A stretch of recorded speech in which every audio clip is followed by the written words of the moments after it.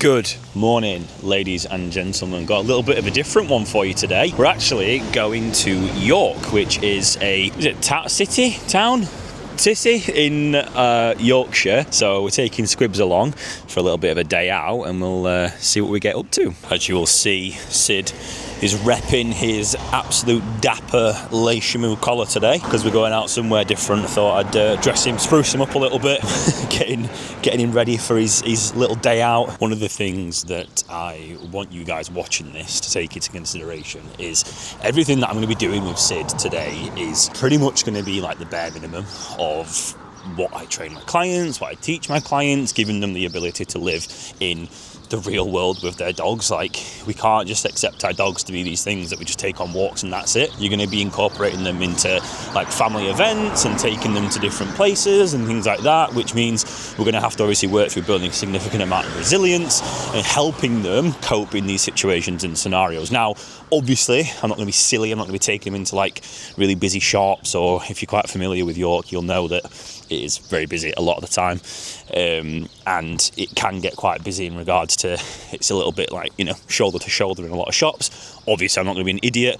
Yaz obviously wants to go in some shops, which I'll just stand outside, have Sid in the downstay or something like that. Be respectful, be mindful. If you're taking your dog to these places, you've got to understand that you are in a public place, and there's going to be people in those public places that probably have the audacity to think that they can just stroke your dog. So you got to just get on with it, understand there's going to be people like that. I'll probably encounter it at some point today, and I'll obviously show you how I go about dealing with it. I'm honestly, to be fair, I'm pretty open. I'm pretty happy for people to stroke Sid and interact with him and so on and so forth. He's a social guy. He really doesn't care. If anything, he's a little slut when it comes to interaction, so he's probably going to be absolutely thriving off life. Today is about proving that a high-energy gundog can switch off and behave in a high-octane environment. We're going to walk the medieval streets, look at some history, and I'll show you exactly how I handle engagement, loose lead walking, and settling whilst there are 1,000 distractions around us. Let's get into it.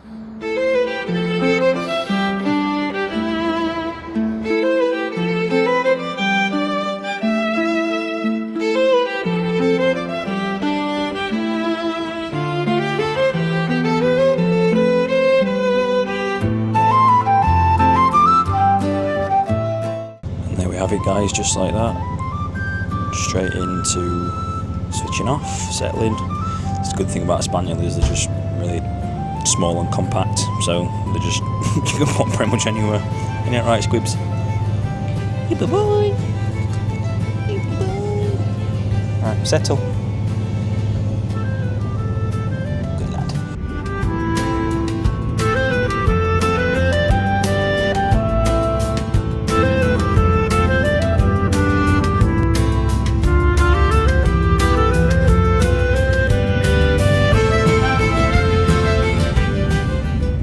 Question that I get asked quite a lot when it comes to dogs and settling is, should you reward them whilst they are settling? And the short answer is no. You shouldn't reward your dog when they are settling, because if you think about it, if you reward your dog for doing something such as settling, you're going to build a significant amount of anticipation.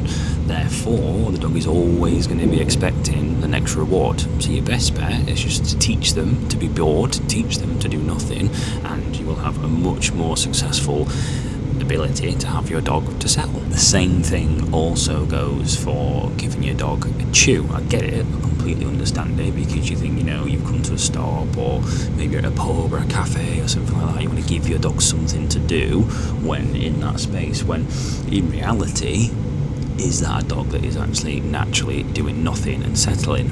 No, because they're having to occupy themselves with a chew. Best point of call would be to obviously just teach them to do nothing, teach them to settle, show them this is what you want, and build your way up from the ground up, work on it at home, then from home go outside, go to a bench, something like that. And the better your dog gets at it, the more you'll then be able to implement it in various different situations. And then, of course, when your dog is good at settling, like my man Sid here, of course, then you're going to be able to then give them things like chews, but just don't make it regular, because they're always then going to expect it.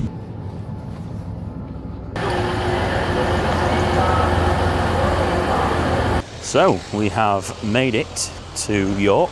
It's a stunning day, really nice and sunny, which is great, just what you want. Thought I'd hit you guys with a little bit of some factage as we're going along. So, fun fact number one about York: it is actually the most haunted city in Europe. The International Ghost Research Foundation documented 500 plus ghost hauntings. There you go, fact number one.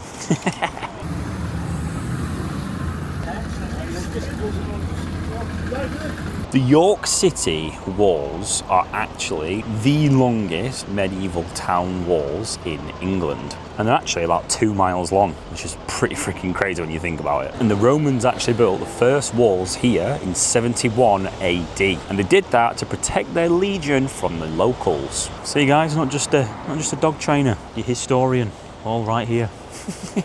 Here's our next fact about the River Ouse. The River Ouse actually runs right through the city and it's got a terrible habit of flooding. And the Romans actually used it to sail right up to their fortress. Yeah, it looks pretty cool to be fair. Much vibes, many wow. Oh, hello. Can't park there, mate. That was such a dad joke, I'm sorry. I'm going to head over and get some food now because I'm absolutely Hank Marvin and I don't even to eat all morning, I know. Big crybaby, but desperate for some food, so we're going to go to one of the places that we like to go to in York for some scrannage and yeah, take squibs along the way.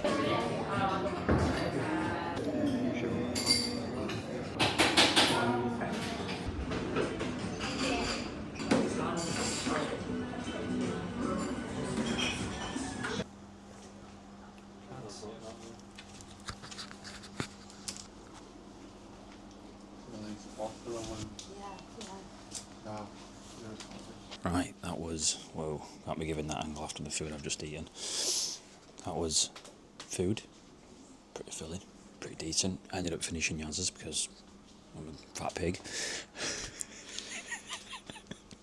But we're in Waterstones now, just looking at some books. Yaz is quite the avid reader, you see, so she reads a lot of books. What's your record? 7 this year. 7 this year. It's pretty good, that. Pretty good going considering where we're at. It's pretty decent. Good stuff.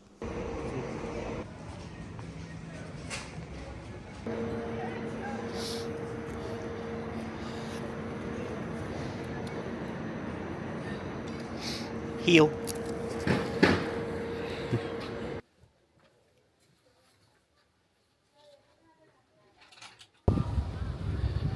Alright, so now we're at the famous York Minster. It is under construction at the minute, so that's why there's a big old white sheet in front of it. It's a bit annoying, but there you go. Here's your next fact. York Minster actually took over 250 years to build, finishing in 1472. And it's actually the largest medieval Gothic cathedral north of the Alps. And get this right, the central tower alone weighs the same as 40 jumbo jets. Oh, and in 1984 it got struck by lightning and the roof actually collapsed.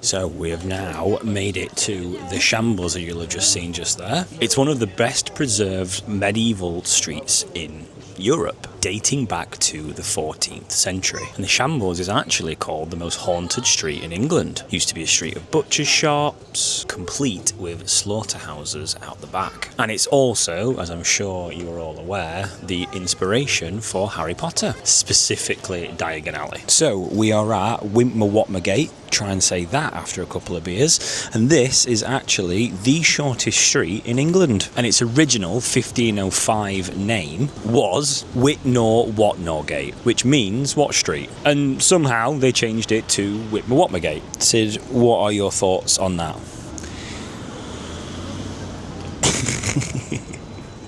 Nice. And literally just around the corner from Wintmer-Watmergate, we have the Golden Fleece. And this is reputedly one of the most haunted pubs in York. And since we're on the topic of pubs, York supposedly has 365 pubs, one for every day of the year, allegedly. Sid's obviously not old enough for the pub, but if we were, we'd have 365 options. Isn't that right, Squibs?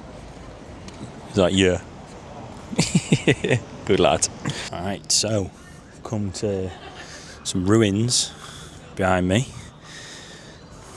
I was like, it's pretty cool. Got Squibs. There he is, the man of the hour.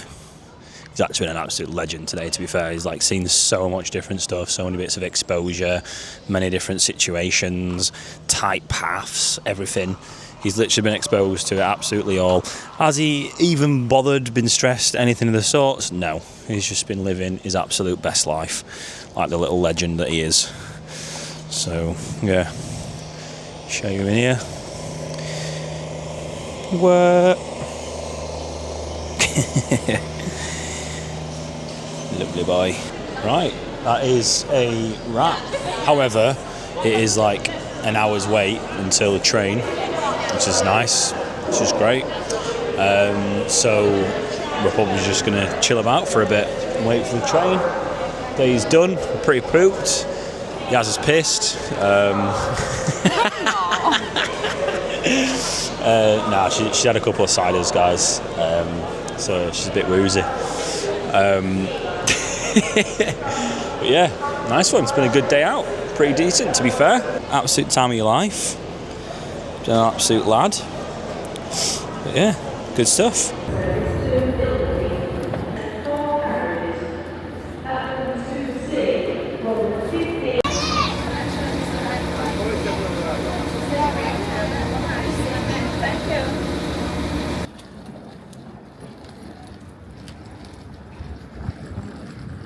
And there we have it, guys. Back in the lovely Casa del Wakefield. It's been a really good day out, to be fair, and you know, props to Sid. Obviously you'll have seen him throughout the entirety of all those clips there. Just gets on with it, you know, like on the trains, in the pubs, in the shops, everything. He just, you know, he's so adaptive, and it's exactly what I said at the start of the video. You know, you build more resilience in your dog, you build more accustomed to different situations and scenarios, and the more they get on with it, the better they get at it. It's the same thing for like settling and switching off. The more you get your dog to perform such behaviours, the better they're going to get at it, meaning you can just take them wherever you want, do whatever you want with them, and you know, it just makes a world of difference. So if you liked this video and you'd like me to do more similar sort of like vlog styles and things like that, I'd be more than happy to do them. You know, I think they're quite fun. I quite like to do my little educational bits here and there as we're going along and whatnot. Again, not really any relevance to dog training, but you know, it's not my entire personality, so it's important to show the diversification of us here at Bare Basics. But yeah, thank you everyone for watching. I really appreciate it. Like I said, leave suggestions in the comment section below on, you know, if you wanted to go anywhere or see us go anywhere next. Let us know. Thanks for watching. See you later.